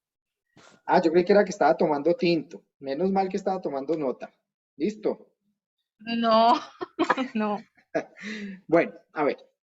Cuando yo presento una demanda, recuerde que en una demanda yo puedo presentar o solicitar indemnización de perjuicios de diversa índole. Esos perjuicios pueden ser o materiales o inmateriales. ¿Sí? Los perjuicios, digamos, dentro de los materiales es el bien que se me perdió, el bien que se me dañó, lo que yo he tenido que gastar para reparar el bien. Entonces, todo eso son perjuicios materiales. O lo que voy a tener que gastar para reparar el bien, o lo que voy a tener que gastar para recuperar mi salud, o lo que me he tenido que gastar en tratamientos médicos, todo eso son perjuicios materiales. Pero también existe posibilidad de pedir otros perjuicios que se llaman inmateriales. Esos inmateriales pueden ser como el perjuicio moral, entonces digamos el dolor, la congoja, el sufrimiento, todo este tipo de sentimientos que pueden causar daños causados, ocasionados por un hecho específico que yo estoy demandando. Entonces digamos que yo demando las lesiones causadas a un hijo o a un pariente o a mi esposo o a mi esposa, o la muerte de alguno de estos seres queridos, ¿sí? Y resulta que obviamente eso produce tristeza, aflicción, congoja en mí. Eso es perjuicio inmaterial en su modalidad de perjuicio moral. También puedo pedir otros, como por ejemplo el daño a la salud. Hay personas que resultan afectadas con un hecho y ese hecho, por ejemplo, los deja, una persona pierde la pierna o una persona queda andando coja, digamos, o queda en estado de discapacidad o de situación de discapacidad. Entonces la persona, además de que sufrió un dolor por las lesiones propiamente dicha, por los tratamientos, por las terapias, digamos, todos los dolores, además se le afectó su salud, en el sentido de que es una persona que perdió su pie y nunca podrá volver a caminar, o si camina, digamos, con una afectación motora, ya no podrá correr, ya no podrá realizar actividades placenteras como trotar, como jugar al fútbol, algunos no podrán incluso nadar si el tema fue de un brazo, y entonces todos esos perjuicios se llaman daño a la salud, son perjuicios inmateriales, ¿sí? Que yo no los puedo concretar en el valor específico de una cosa, que se perdió, que se dañó o que voy a tener que arreglar. No, aquí en este caso se llaman perjuicios inmateriales. Entonces puede suceder que yo pida ambos, pero también puede suceder que en una demanda yo solo pida o unos o pida los otros. Entonces digamos que a mí con un acto de una entidad o de un funcionario de una entidad me dañen un vehículo. ¿Cuáles son mis perjuicios? El arreglo del vehículo, lo que cueste el arreglo del vehículo, la recuperación del vehículo, pero además daños materiales consistentes en lucro cesante, lo que dejó de producir el vehículo, o lo que yo tuve que pagar en pasajes y taxis mientras me devolvían mi vehículo, o mientras me arreglaban mi vehículo. Todos esos son perjuicios materiales. Pero digamos que a mí eso no me afectó moralmente, o digamos que la afectación no fue tan grave porque yo tenía posibilidad de otro vehículo, o porque, digamos, a mí no me afectan ese tipo de cosas. Yo simplemente dije, listo, voy a demandar, que me paguen mis perjuicios y me arreglen mi carro y me paguen todo lo que yo perdí en dinero, pero el resto yo sigo mi vida normal. Podrá haber alguna persona que diga, me dañaron mi vehículo, ese era el vehículo de toda mi vida, me lo dejó mi bisabuelo, mi tatarabuelo, mi abuelo y mi papá, y era un vehículo que yo quería por su antigüedad, por, digamos, eh, o era un vehículo de esos antiguos que hay personas que adoran ese tipo de cosas materiales, y cuando lo perdí yo entré en un estado de aflicción, de congoja, incluso podría llegar una persona a tal punto, digamos que no es un vehículo, es otro bien, se quita la vida. Entonces digamos que tiene también un perjuicio psicológico. Entonces, si a mí solo me causa perjuicios materiales, yo no tengo ninguna aflicción psicológica, ni moral, ni nada relacionada con ese bien, simplemente páguemelo y se acabó el tema. Entonces yo puedo demandar solo perjuicios materiales. Mire, págueme el bien, págueme lo que arreglé, págueme lo que yo he perdido, págueme lo que yo perderé mientras me devuelven o me pagan. Entonces eso es material solamente. Yo ahí no pido inmateriales. Pero puede suceder Lo segundo, muchas veces cuando se demanda, por ejemplo, la muerte de una persona ya de la tercera edad, pensionada, entonces una persona que esté o no esté, digamos, su pensión va a quedar para la, digamos que tiene una esposa y la que demanda es la esposa. Entonces, la persona era pensionada y con esa pensión pues se sostenía a él y a su esposa. Muere la persona y pues hay una sustitución pensional. Entonces digamos que el hecho de la muerte no hace perder un ingreso a la familia. Entonces no hay un perjuicio material, pero obviamente que sí hay un dolor para la familia. O un pensionado que no teniendo quien le suceda en la pensión, ¿sí?, tampoco le ayuda a la familia porque él simplemente se sostiene con esa pensión.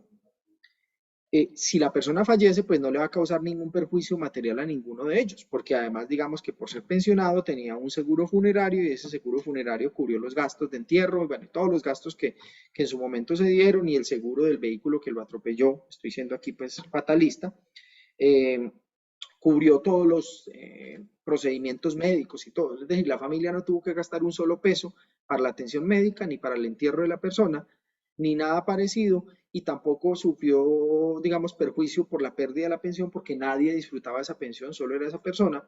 Entonces, no hay un perjuicio material, pero sí hay un perjuicio moral, obviamente. Unos perdieron a su padre, otros perdieron a su hermano, otros perdieron a su abuelo, la señora pudo haber perdido a su esposo, entonces tienen solamente perjuicios morales. Entonces ahí les di 3 ejemplos. Uno donde se piden ambas clases de perjuicios, otro donde solo se piden materiales y otro donde se piden inmateriales. ¿Qué sucede? Que si yo voy a radicar la demanda, yo tengo que tasar la cuantía, digamos que es una reparación directa, que se rige por regla de cuantía, entonces tengo que tasar la cuantía. Entonces yo tengo que mirar si pedí los dos, pedí solo materiales o pedí solo inmateriales. Si yo pedí materiales, pues obviamente lo taso con los materiales. Si solo pedí materiales, lo taso solo con los materiales. Pues porque no hay otro tipo de perjuicios, tengo que hacer la tasación con hechos. Si por el contrario yo pedí solo inmateriales, es decir, perjuicio moral, en el último caso que les di, entonces obviamente la forma de tasar la cuantía será por los inmateriales, pues porque no hay materiales. ¿Estamos? Hasta ahí vamos bien. ¿Sí o no? Sí, profe, todo Sí, muy sí. bien. Listo. En el caso donde se combinan las dos clases de perjuicios, la ley lo que dice es, ojo, si usted combina materiales e inmateriales, la cuantía no me la tase incluyendo inmateriales. Tásemela solamente con los materiales. Esa es la regla de competencia o de tasación de la cuantía que nos trae este artículo. ¿Ahora sí quedó claro? Sí, profe, muchas gracias. Ok, listo. Entonces, aquí hay unas reglitas de competencia para cada tipo de medio de control. Los invito a que los lean. Profe, una preguntita Y, de lo mismo allí. Digamos, bueno, listo, entonces tazo los materiales, pero respecto de los inmateriales, ¿los puedo nombrar o no? Guardo silencio. No, claro. A ver, y gracias por la pregunta, la claridad. Una cosa es la estimación razonada de la cuantía, que es un capítulo propio de la demanda y exclusivo para determinar la competencia. Esa es una cosa que normalmente va casi al final de la demanda. Pero en el acápite de pretensiones, usted sí tiene que mencionarlos los dos, obviamente. ¿Qué es lo que yo pretendo con esta demanda? ¿Qué es lo que yo pretendo que el juez ordene? ¿O por qué es que yo pretendo que el juez condene en esta demanda? Entonces yo le voy a pedir al juez, pues además de que declare patrimonial, administrativa y patrimonialmente responsable a la entidad por esos hechos, ¿sí? Eso es lo primero. Pues lo segundo que le voy a pedir es que condene al pago de perjuicios. Entonces ahí yo tengo que discriminar qué es lo que yo quiero. Recuerden que lo que yo no pido no me lo van a conceder, ¿sí? Entonces, yo tengo que en el acápite de pretensiones, que es diferente al acápite de estimación de la cuantía y que muchas personas lo confunden, porque muchas personas ¿qué hacen? Entonces en el acápite de pretensiones dice, mire, por perjuicios materiales solicito esto, tanto por daño emergente consolidado, daño emergente futuro, que es lo que perdí antes o lo que voy a perder. Sí, o sea, lo que perdí o lo que he invertido hasta el momento de la demanda se llama daño emergente consolidado. Y daño emergente futuro es lo que voy a tener que invertir o perder de aquí en adelante. ¿sí? Invertir en tratamientos, invertir en arreglos, etc. O sea, lo que va a salir de mi bolsillo para tratar de devolver las cosas o recuperar las cosas. Entonces, daño emergente consolidado, daño emergente futuro. Pero también puedo pedir lucro cesante, es decir, lo que yo he dejado de percibir, ya no es lo que salió de mi patrimonio o perdí, sino lo que voy a dejar de recibir. Digamos que lo que se dañó fue un bien productivo, un vehículo. Entonces no es solo lo que me cuesta el arreglo del vehículo, lo que me cuesta el vehículo, sino lo que dejé de producir o lo que dejé de recibir por la rentabilidad que me producía ese vehículo. Eso ya se llama no daño emergente, sino lucro cesante. Y ese lucro cesante también puede ser consolidado al momento de la presentación de la demanda o futuro, que es lo que me produciría ese vehículo hasta el momento en que me indemnice. Entonces, consolidado y futuro. Yo lo pido todo en la cápita de pretensiones. Pero ¿qué me dice la norma? La del 157, que es para estimar la cuantía. Ojo, es estimar la cuantía de la demanda, no la cuantía de las pretensiones. ¿Sí? Entonces, por eso es que la norma dice en el 157, competencia por razón de la cuantía. Es decir, este artículo está hecho ¿para qué? Para efectos de competencia. Y dice la norma, para efectos de competencia, cuando sea el caso, es decir, en aquellos donde la competencia no se rija por cuantía, yo no tengo que estimar la cuantía. Entonces me dice, para efectos de competencia, cuando sea el caso, la cuantía se determina por el valor de la multa, bueno, y trae las reglas. Entonces, una cosa es el valor de las pretensiones y lo que yo esté pretendiendo con la demanda que va en una cápite de los iniciales de la demanda que se llama pretensiones, y otra cosa es la estimación razonada de la cuantía para efectos de competencia. Lo que estamos viendo aquí es estimación razonada de la cuantía para efectos de competencia. Entonces, si bien yo en las pretensiones puedo pedir materiales, inmateriales, en cualquiera de sus modalidades los materiales, daño emergente, lucro cesante, consolidado o futuro, que eso ustedes lo verán en su módulo de responsabilidad. Yo allí lo tengo que incluir todo, pero cuando voy a ir a la cápita de estimación de la cuantía para efectos de competencia, entonces ya aplico la regla del 157. La del 157 me dice si solo pidió materiales o solo pidió inmateriales, pues por lo que le dé según estas reglas del 157, ¿sí?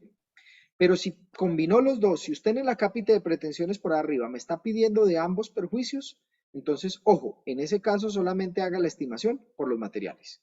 ¿Queda claro, Jimena? Sí, doctor, muchas gracias. Ok, listo. ¿Alguna otra pregunta en relación con ese tema de estimación de la cuantía? De competencia territorial y de reglas de competencia. Hablen ahora o callen hasta el chat. Mentiras. Cuéntenme. Cuéntenme a la 1, cuéntenme a las 2. Profe, ¿de pronto hay alguna limitación con los daños materiales frente al consolidado y al futuro? ¿Hay alguna que, perdón? ¿Alguna regla que solamente se estime la cuantía frente a daños materiales consolidados o futuros? ¿O se suman ambos y se...? No. La norma dice lo causado hasta el momento de la presentación de la demanda. ¿Qué está queriendo decir la norma? Lo causado, no lo futuro. Por eso dice acá, para efectos de competencia, la cuantía se determinará por el valor de la multa o de los perjuicios causados según la estimación hecha por el actor en la demanda, sin que en ella puedan considerarse la estimación de perjuicios inmateriales. Primera regla. Segunda, la cuantía se determina por el valor de las pretensiones al tiempo de la demanda. ¿Sí? Dice que tomará en cuenta los frutos, intereses, multas y perjuicios reclamados como accesorios causados hasta la presentación de aquella. ¿Queda claro? O sea, solo lo consolidado, nada de lo futuro, aunque usted lo incluya en las pretensiones, no puede incluir lo futuro en la estimación de la cuantía. ¿Listo? Sí, señor, muchas gracias. Tatiana, apaguemos el micrófono para no escuchar a los niños o a los muñequitos que están sonando por allá. Gracias. Bueno. Listo. 158 es conflictos de competencia. Entonces, en conflictos de competencia, digamos que las reglas más o menos son claras, yo ya se las había dicho.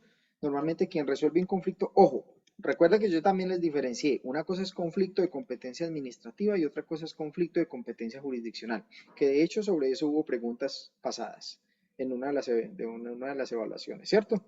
Entonces, aquí estamos ante el conflicto de competencias dentro de esta jurisdicción. Entonces, conflicto de competencias de esta jurisdicción, las reglas están en el 158, que nos dice, si son jueces de un mismo distrito, quien dirime el conflicto es el tribunal correspondiente. Si son jueces de distintos distritos o jueces con otro tribunal diferente al de su distrito, pues conoce también el Consejo de Estado en esos casos. Si se trata de conflictos entre tribunales, pues conoce el Consejo de Estado. ¿Estamos? Y ya, las reglas de competencia entre las salas entre las secciones, perdón, del Tribunal de Cundinamarca y entre las secciones del Consejo de Estado, pues tienen reglas especiales. La regla especial en el Tribunal de Cundinamarca es su reglamento interno y la regla especial en el Consejo de Estado es su reglamento interno. Entonces allí se dice quién resolverá los conflictos que se presenten entre las salas, entre las secciones del respectivo tribunal o entre las secciones del respectivo Consejo de Estado. ¿Está claro? Sí, profe. Ok, listo. Ahora sí, vamos a entrar en materia en el tema de procedimiento. Me voy a saltar este tema de capacidad, representación y derecho de postulación. Si alguien llega a tener una duda en ese tema, por favor, léalo, revíselo y me lo pregunta. No lo voy a tocar, me lo pregunta. ¿Listo? Lo que es capacidad y derecho de postulación, que son artículos 159 y 160. Voy a pasar ya a lo del tema de qué necesito yo para acudir a la jurisdicción de lo contencioso administrativo. Recuerden que en la parte final del tema de medios de control yo hice una especie de resumen de los requisitos de procedibilidad. ¿Alguien me puede ayudar con ese resumen que yo hice de los requisitos de procedibilidad? ¿Alguien tomó nota o apunte? Sí, profe. Un momento, por favor. Cuéntame, Jimena. Requisito, procedibilidad, tenemos. Ay, no, espera un momentico. Agotar los recursos. Por ejemplo, en la acción de cumplimiento, el requerimiento previo para que se cumpla la norma. En la Acción popular tiene que ser entre entidades públicas. Se debe solicitar a la entidad antes el previo de la manifestación de la necesidad. Sí. efectuar pues el recurso bien de apelación o reconsideración. Cuando sea obligatorio. Exacto. Hablamos de las excepciones. En el de repetición, que se haya efectuado el pago. Ajá. Sí. Y la conciliación extrajudicial. Listo, pero la conciliación no la tocamos. ¿Sí? No, la nombramos solamente. Sí. Exacto. La dejamos enunciada. Como resumen, porque eso lo vimos cuando vimos los medios de control, yo le dije, mire, el artículo 161 tiene 6 reglas. De esas 6 reglas, una fue declarada inconstitucional o inexequible, perdón. ¿Ustedes saben cuál es la diferencia entre la declaratoria de inexequibilidad y la inconstitucionalidad de una norma? Pues la inconstitucionalidad es que es contrario a la Constitución. ¿Sí? Y la la inexequibilidad. otra, yo no sé, de ser contrario a una, yo no sé. Un momentico, profesor, por favor. No, pero sin buscar en Google. Yo estoy diciendo quién sabe, no quién busca. A ver. Pues ¿quién yo sabe? sé que es inexequible la nulidad electoral, pero no sé la diferencia exactamente. Listo. Entonces, para que les quede claro, cuando ustedes les hablan de inconstitucionalidad e inexequibilidad, hacen referencia a algo similar, pero no son lo mismo. La inconstitucionalidad es la contrariedad de una norma, de una disposición del ordenamiento jurídico con la Constitución. ¿Listo? Entonces es contrario a la Constitución. La inexequibilidad es lo que se le pide a la Corte que declare, porque una norma es contraria a la Constitución. Entonces la inexequibilidad es finalmente lo que decide la Corte al encontrar que una norma es inconstitucional y la declara inexequible. Es decir, la retira del ordenamiento jurídico por contrariar la Constitución política. Mientras que la inconstitucionalidad la puede llegar a decretar o encontrar cualquier servidor público y por lo tanto aplicar lo que se llama la excepción de inconstitucionalidad, conforme al artículo 4 de la Constitución Política, la inexequibilidad solamente la puede declarar ¿quién? La Corte Constitucional. Entonces, esa es la diferencia. Una norma puede ser inconstitucional, pero no inexequible, porque inexequible será cuando la Corte así lo declare. Antes podrá ser inconstitucional, si es que hay argumentos para ello. ¿Listo? Entonces, en este caso ya la norma fue declarada inexequible. Algunos dicen, por ejemplo, que la reforma y la atribución de funciones jurisdiccionales a la Procuraduría es inconstitucional, pero permanecerá, digamos, en ese estado para algunos de inconstitucionalidad hasta que la Corte o la declare exequible, es decir, ajustada a la Constitución, o la declare inexequible, es decir, no ajustada a la Constitución. Mientras la Corte no la declare exequible o inexequible, digamos que será aplicable, salvo la excepción, que la inapliquen por excepción de inconstitucionalidad, mientras no haya esa declaración. Si hay ¿me están escuchando allí? Sí, señor. Sí, señor. Que tengo aquí como paralizada la aplicación. Bueno, ya volvió la aplicación. Listo. Y la norma será inexequible cuando la Corte sí lo declare, o será exequible por los motivos indicados por la Corte cuando la Corte lo estudie y encuentre que efectivamente se ajusta a la Constitución. La diferencia entre inexequibilidad y exequibilidad es que la inexequibilidad hace tránsito a cosa juzgada absoluta y tiene aplicación erga omnes. ¿Qué quiere decir? Que es, después de declarada inconstitucional la norma por la Corte a través de un fallo de inexequibilidad, salió del ordenamiento jurídico y nadie más la puede aplicar. ¿Sí? Eso es lo primero. Y nadie más puede volver a demandar esa norma porque simplemente la Corte se va a declarar inhibida porque ya fue declarada inexequible. Mientras que una norma es declarada exequible, tiene efectos erga omnes, ¿sí? Lo primero es que, claro, aplica para todo mundo, ¿sí? Por lo tanto, nadie podrá decir que es inexequible, pero por lo que la Corte lo analizó. Entonces me explico. Como esta es una cosa juzgada relativa, solo se podrá entender exequible con efectos erga omnes por las razones que la Corte adujo o estudió en su momento. Recuerden que una norma se puede demandar cuantas veces sea por inexequibilidad, siempre y cuando yo impute razones diferentes. Alguien dice que viola el derecho al trabajo, otro dirá que viola el derecho a la igualdad, otro dirá que viola el derecho al debido proceso, otro dirá que viola el derecho a la familia. Entonces digamos que cada uno tendrá un enfoque diferente. Cuando la Corte lo encuentra exequible, por ejemplo, porque dice, no, esto no viola el derecho al trabajo, pues nadie podrá volverla a demandar por esos mismos argumentos. Por lo tanto, hace tránsito a cosa juzgada con efectos erga omnes, pero solo frente a la posible violación al derecho al trabajo.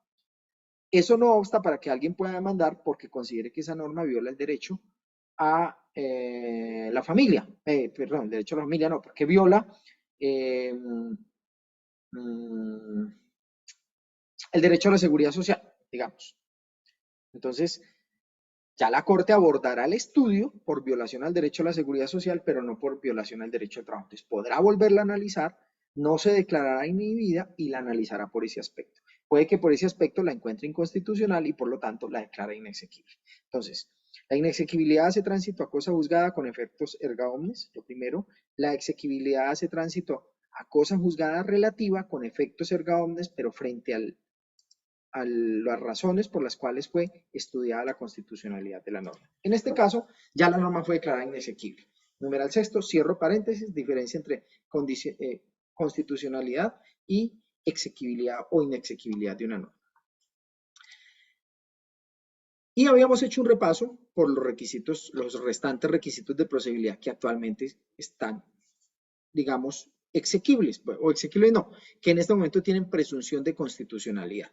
Entonces, hablamos del segundo, que era el tema de agotar los recursos obligatorios, vimos las excepciones. El tercero, para el tema de la acción de cumplimiento. El cuarto, para el tema de la acción popular o protección de derechos e intereses colectivos. Y el quinto, que era el tema de la repetición, que había que demostrar el pago. Entonces, sobre esos no voy a recabar. ¿Sobre qué sí voy a hablar? Voy a hablar del requisito de procedibilidad de la conciliación extrajudicial. Pero para ello quiero preguntarles, en su pensum ustedes van a ver algún módulo que se llame resolución alternativa de conflictos o mecanismos alternos de resolución de conflictos o algo similar. Porque si lo van a ver, pues no, digamos, no nos desgastemos en esto, porque si nos desgastamos en esto le vamos a restar tiempo a otras cosas importantes. Pero si no lo van a ver, pues hablemos de esto porque esto sí es importante. Por favor, alguien que revise el pensum de la especialización.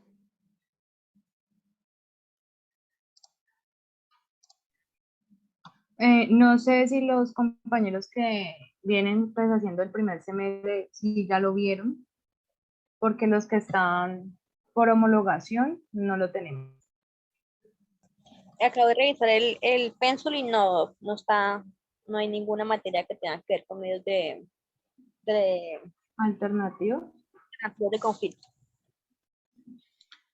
Listo, espérame acá un segundo, a ver, yo miro si encuentro. Ah, sí, por aquí tengo un archivito del año pasado de la especialización y tienen fundamentos constitucionales, interpretación y justicia, derechos fundamentales y acciones constitucionales, estructura y modelo del Estado, régimen territorial, metodología de la investigación. Segundo semestre, electiva función pública, teoría del acto administrativo, procedimiento administrativo y contencioso, contratación, responsabilidad del Estado y derecho disciplinario.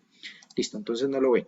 Entonces, como no lo ven, este es un tema importante. Como es un tema importante, pues ya no lo alcanzamos a ver en este momento. Nos vemos a las 7:25 para que hagamos el receso. ¿Listo? Listo, profe, gracias. 7:25. Listo, profe. Ok.